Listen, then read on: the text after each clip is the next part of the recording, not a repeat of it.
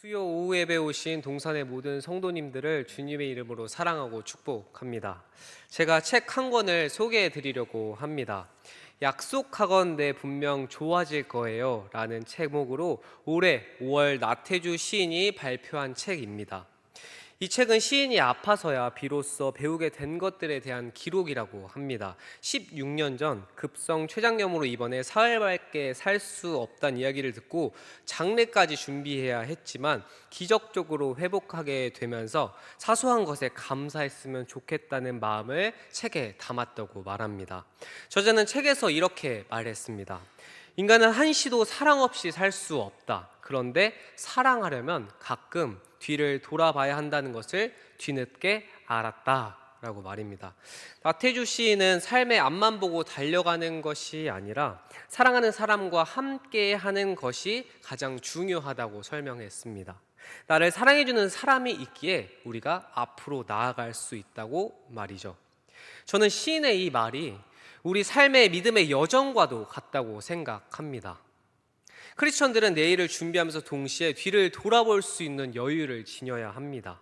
특히 힘이 들고 어려울 때, 또한 하나님의 함께 하심에 확신이 서지 않을 때, 특히 그 자리에 멈춰서서 우리는 뒤를 돌아봐야 합니다. 왜냐하면 그동안 베풀어 주신 하나님의 은혜와 함께 하심이 우리의 삶에 스며 있기 때문입니다. 그래서 어떤 때는 그저 모든 것을 멈추고 지난날에 베풀어 주신 하나님 은혜를 기억하며 세어보는 것이 우리에게 가장 힘이 된다고 할 수 있습니다.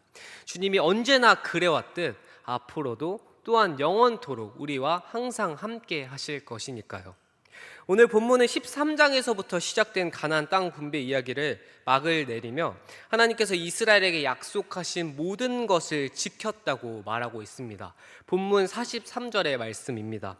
여호와께서 이스라엘의 조상들에게 맹세하사 주리라 하신 온 땅을 이와 같이 이스라엘에게 다 주셨으므로 그들이 그것을 차지하여 거기에 거주하였으니, 하나님께서는 손자들에게 약속하신 대로 이스라엘이 땅에 정착하여 안전하게 살 수 있도록 평안을 주셨습니다. 이스라엘은 이집트를 출발하며 가나안 땅에 정착하기까지 많은 어려움과 우여곡절들이 있었지만, 그럼에도 그들이 결국 해낼 수 있었던 이유는 그들이 잘해서가 아니라 하나님께서 도우셨고 하나님께서 함께 하셨기 때문입니다. 왜냐하면 하나님의 약속이 모두 다 어긋남 없이 다 이루어졌기 때문이었죠. 모든 것의 시작은 바로 하나님의 약속으로부터였습니다. 아브라함과 사라를 시작으로 하나님은 하늘의 많은 별과 바다의 많은 모래와 같이 수많은 자손을 주시겠다고 약속했습니다. 이후 믿음의 자녀들을 통해 이스라엘은 하나님의 은혜를 경험하며 이집트에서부터 약속의 땅 가나안까지 왔습니다. 또한 가나안에 입성해서 하나씩 정복을 완성해 갈 때도 모두가 하나님의 은혜였습니다. 분명 이전에서 본 것처럼 가나안 구석구석이 모두 다 이스라엘의 소유가 되지는 않았습니다. 유다 지파 땅 분배 중에 여호수아 15장 63절의 말씀을 보면 이렇게 얘기하고 있습니다. 예루살렘 주민 여보스 족속을 유다 자손이 쫓아내지 못하였으므로 여보스 족속이 오늘까지 유다 자손과 함께 예루살렘에 거주하니라 라고 말합니다. 이후 유다 지파뿐만 아니라 에브라임 지파도 게셀에 거주하는 가나안 족속을 쫓아내지 못했다고 말하고 있고, 므낫세 자손 역시 성읍의 주민들을 쫓아내지 못했다고 성경은 말하고 있습니다. 하지만 오늘 본문 45절에선 이렇게 말하고 있습니다. 여호와께서 이스라엘 족속에게 말씀하신 선한 말씀이 하나도 남음이 없이 다 응하였더라. 아멘. 그리고 여호수아 1장 3절은 이렇게 말하고 있습니다. 내가 모세에게 말한 바와 같이 너희 발바닥으로 밟는 곳은 모두 내가 너희에게 주었노니, 하나님은 이스라엘이 가나안 땅을 밟기도 전에 이미 주었다고 말합니다. 또한 그 선한 말씀이 오늘 본문에서 하나도 남음이 없이 다 응하였다고 말하고 있습니다.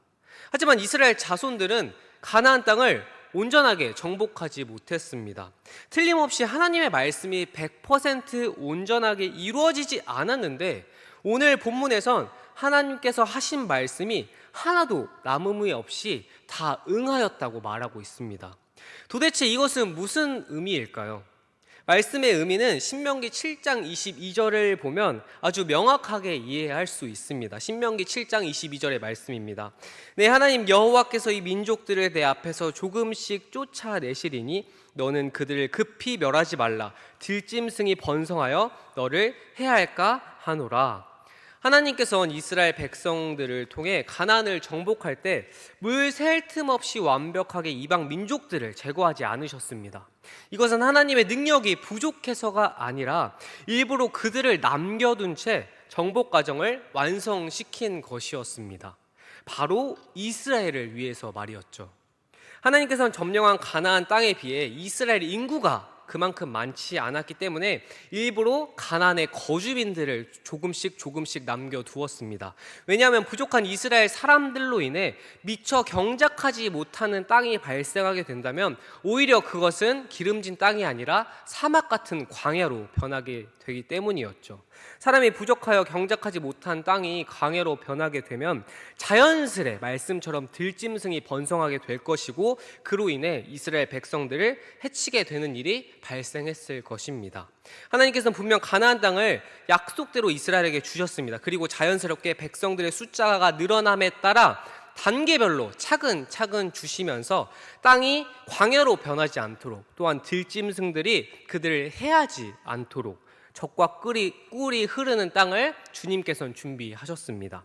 이처럼 가나안 땅이 황무지로 변하지 않게 하여 밭과 가수원들을 새로이 개간하지 않아도 되는 수고를 덜어주신 이스라엘에 대한 하나님의 사랑과 배려가 그 족속들을 남겨놓는 것이었습니다. 이런 하나님의 큰 그림과 의도를 모른 채 현재 상황만을 바라본다면 우린 가끔 이런 생각을 할 때가 있습니다.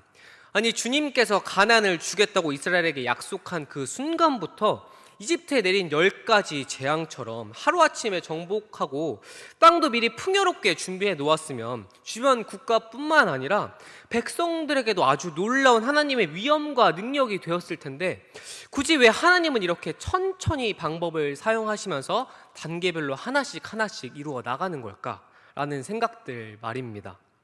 이런 생각과 의문들은 우리 삶 속으로 가져와 본다면 아니, 날 힘들게 하는 저 사람만 없으면 내 삶이 조금 편할 것 같은데 너무 행복할 것 같아 라는 생각들, 내 자녀가 좋은 대학과 좋은 직장에 단 한순간에 취업한다면 난 그것보다 더 행복한 일이 없을 것 같아 라는 고민들, 요즘 물가도 그렇고 집값도 오르는데 나도 누구처럼 좋은 정보로 투자해서 돈이 생긴다면 내 노후랑 내 자녀들에게 남겨줄 것들이 많이 있었을 텐데 왜 그런 것들이 나한테 단번에 생기지 않지?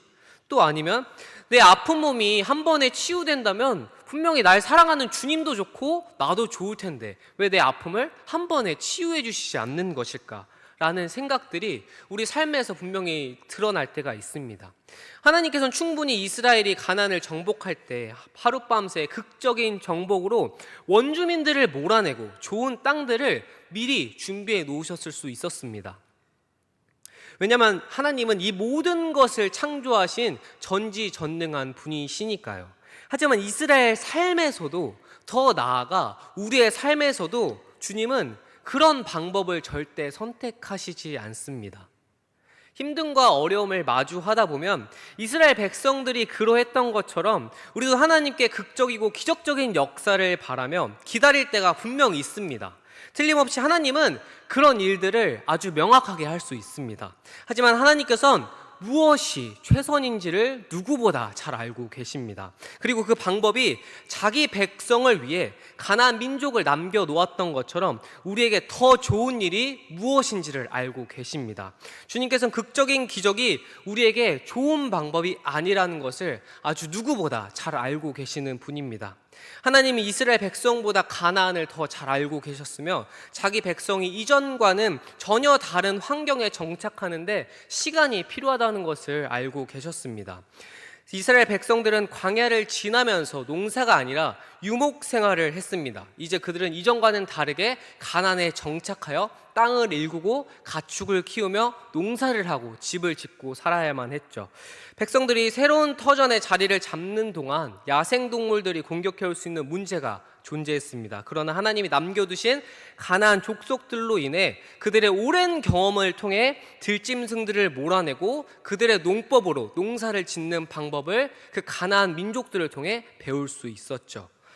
이처럼 하나님께서는 인간의 제한적이고 좁은 시야가 아니라 완전한 그림 전체를 보고 행하셨습니다. 주님께서는 그 땅을 주겠다고 약속하시면서 이스라엘을 위해 준비해 놓으셨습니다. 하나님의 방법으로서 말이었죠. 만약 단번에 모든 문제와 어려움들이 아까 얘기했던 대로 주님이 10가지 재앙을 내린 것처럼 모든 것을 한 번에 착착착착 준비해 놓는다면 우린 하나님을 의지하지 않고 기도하지 않으며 교만에 들어서게 될 것입니다. 우리 안에 옛 성품을 따라 죄악된 자리로 말이죠. 아니야, 나는 분명히 그러지 않을 거야. 나는 절대 그러지 않아 라고 말하지만 인간의 죄악된 본성, 옛 습관들은 하나님과 멀어지려고 할 때 죄악된 자리, 우리의 교만된 자리가 우리 마음속에 들어서게 됩니다. 그것은 성경의 역사만을 봐도 계속해서 알 수 있습니다. 먼저 그 전에 이스라엘 백성들의 아이성 전투만 보아도 여리고를 무너뜨린 이스라엘 백성들은 더 작은 아이성을 점령할 것이라고 확신했습니다. 그래서 여호수아와 이스라엘 백성들은 성공적인 여리고 전투에 힘입어서 아이성 전투를 그들의 생각대로 준비했습니다. 여호수아는 정탐꾼을 보내 아이성을 관찰했습니다. 정탐꾼들은 성 안에 있는 사람의 숫자, 아이성의 백성이 얼마 되지 않기 때문에 우리 이스라엘 모든 백성이 올라가지 않아도 이 3,000명만 가져도 아이성을 쉽게 무너뜨릴 수 있다고 답했습니다. 아이성 주민의 숫자가 많지 않으니 굳이 우리 모든 백성이 수고롭게 다 올라가지 않아도 된다고 정탐꾼들은 얘기했죠. 하지만 그들은 결국 아이성 전투에 패배했습니다. 여리성보다도 작은 그 아이성을 점령하지 못했죠. 게다가 리더 여호수아조차도 그 패배의 원인을 알지 못했습니다. 그들의 패배는 여리고의 승리를 우리가 가졌으니 이 작은 아이성은 그저 쉽게 무너뜨릴 수 있을 거야 라는 인간의 교만으로부터 시작된 죄악이었는데 그들은 그 죄를 알지 못했습니다. 이처럼 인간은 상황과 환경이 괜찮아지면 하나님이 아닌 다른 것에 집중하고자 합니다. 영적 리더 여호수아부터조차도 우리가 범접할 수 없는 여리고성을 무너뜨린 존재인데 왜 아이성을 실패했지? 라고 그 리더조차 그렇게 생각했습니다. 하나님이 아닌 자신들의 능력이라고 그들은 착각했죠. 이렇게 우리는 너무도 변함없이 연약하고 부족한 존재입니다. 반면에 주님의 약속은 우리의 연약함과는 다르게 변함이 없습니다. 다만 그 약속을 기억하지 못할 때 하나님께서는 고난과 역경을 통해 다시금 그분의 약속을 우리의 삶에서 떠오르게 하십니다. 하나님께서는 아브라함을 부르시고 가나안을 주실 것을 약속하셨습니다. 하나님은 자기 약속을 근거로 그들의 삶에서 구원을 차례차례 이루어 나가셨습니다. 400년 동안 노예 생활을 하던 이스라엘의 고통을 들으시고 구원하신 것도 바로 하나님의 약속 때문이었습니다. 그들의 음성과 고통이 아니라 아브라함과 이루셨던 그 약속 때문이었습니다. 하나님께서는 자기 백성들을 구원할 때 이집트에서 자기의 신이 누구인지 명확하게 알려주기 위해서 10가지 재앙을 사용했습니다. 하나님께서 아까 10가지 재앙 같은 기적적인 방법을 사용하지 않는다고 우리의 삶에서 말했는데 이때 사용했던 그 이유는 이스라엘 백성들이 아브라함에게 이어졌던 그 신앙의 하나님에 대해서 듣기만 했지 경험하지 못했기 때문에 하나님께서는 그들을 일깨우기 위해서 너희를 구원해낸 사람이 바로 모세가 아니고 나라는 것을 알려주기 위해서 그 기적적인 방법을 통해 그들에게 친히 하나님에 대해서 알려주시기 위해서 10가지 재앙을 사용하셨습니다. 그리고 이집트에서도 모든 백성들에게 나 위에는 다른 신이 없다는 것을 명확하게 알려주기 위해서 주님께서는 그때 특별하게 그런 방법을 사용하신 것이었죠. 하지만 이렇게 하나님을 온전히 경험하고 이적을 행하면서 하나님의 함께 하심을 경험했던 이스라엘 백성들은 가나안 땅으로 향해 나아가는 그 광야의 여정 속에서 먹을 것이 없다며 또한 마실 것이 없다며 불평, 불만들을 쏟아내기 시작했습니다. 현실적으로 바라보면 광야는 이전의 환경과는 전혀 다르고 척박하고 뜨거운 바람이 부는 아주 힘든 상황과 환경이 넘쳐나는 곳이 맞습니다. 그럼에도 하나님께서는 낮에 구름 기둥과 밤에 불 기둥 그리고 만나와 메추라기로 그들을 보살폈습니다. 하지만 그들은 이스라엘 백성들의 현재의 어려움, 자신이 처한 어려운 상황과 지내는 것들은 또 다른 문제라고 여겼습니다. 그들은 오히려 이집트에서는 고기 삶는 솥도 있었고 우리가 빵도 배부르게 먹을 수 있었는데 광야에서 굶어 죽게 될 것이라며 하나님이 그저 이집트에서 우리를 죽이는 게 오히려 나았을 것이라고 불만을 토해내기 시작했습니다. 그리고 가나안 입성을 눈앞에 둔 가데스 바네아에서 이스라엘은 하나님께 반역을 저질렀습니다. 분노하신 하나님은 진로를 수정하여 40년 동안 광야를 떠돌게 하셨죠. 현실적인 관점에서 보면 이스라엘 불신으로 일어난 40년은 아주 터무니없고 아까운 시간이라고 할 수 있습니다. 왜냐하면 그들은 40년 다음 세대가 가기도 전에 그 온전한 세대가 가나안 땅을 밟을 수 있었으니까요. 그러나 하나님께서는 그 40년의 시간을 통해 이스라엘을 훈련시켰습니다. 이스라엘의 죄로 빚어진 사건을 하나님께서는 오히려 양육의 기회로 삼으신 것이었죠. 광야 생활은 인간의 죄와 반역 때문에 시작된 사건인 동시에 오히려 하나님의 선한 목적이 출발된 사건이라고 할 수 있습니다. 이 기간 동안 이스라엘은 신앙 훈련을 받았습니다. 훈련의 목적은 이스라엘이 하나님만을 의지하고 말씀에 온전히 순종하는 것이었습니다. 광야 생활은 이스라엘을 겸손하게 하는 과정이었습니다. 신명기 8장 4절에서부터 6절의 말씀입니다. 이 40년 동안에 내 의복을 헤어지지 아니하였고 내 발이 부르트지 아니하였으니라.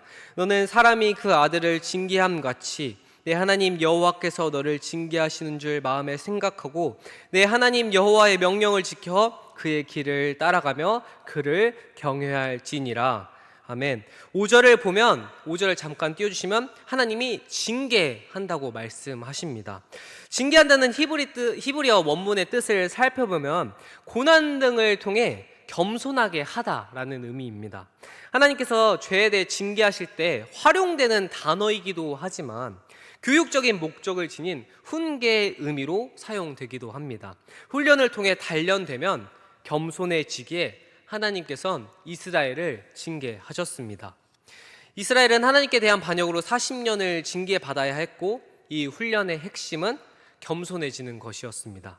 또한 광야 생활은 이스라엘을 시험하는 시간이었습니다. 신명기 8장 2절을 보면 내 하나님 여호와께서 이 40년 동안에 내게 광야의 길을 걷게 하신 것을 기억하라.